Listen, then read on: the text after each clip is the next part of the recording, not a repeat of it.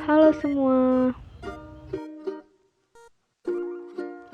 nama aku Putri Marlika Imtihani, kelas 11 TKJ 1. Di video kali ini aku akan membahas tentang sistem operasi jaringan. Jangan lupa subscribe ya teman-teman.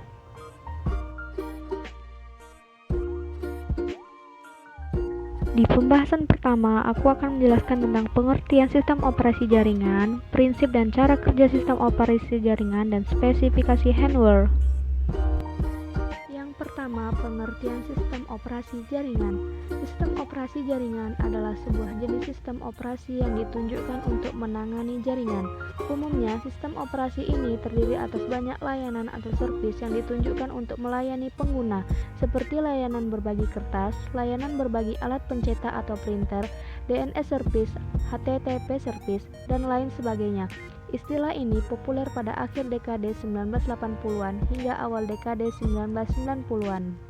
Yang kedua, prinsip dan cara kerja sistem operasi jaringan. Sistem operasi jaringan adalah sebuah sistem operasi yang berfungsi untuk mengatur sebuah jaringan komputer.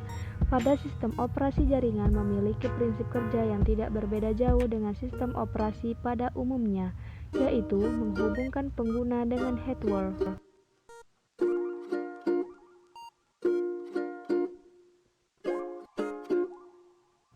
Yang ketiga yaitu spesifikasi hardware sistem operasi jaringan.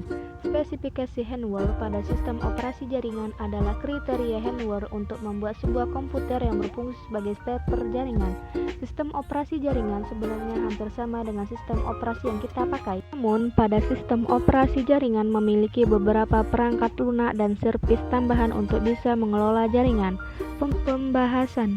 Dengan menggunakan sistem operasi jaringan, kita akan semakin mudah dalam mengelola jaringan komputer.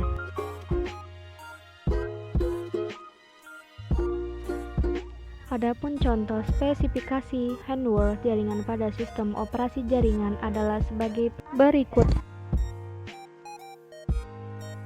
Selain hardware komputer server, beberapa contoh sistem operasi yang khusus dibuat sebagai sistem operasi jaringan sebagai berikut.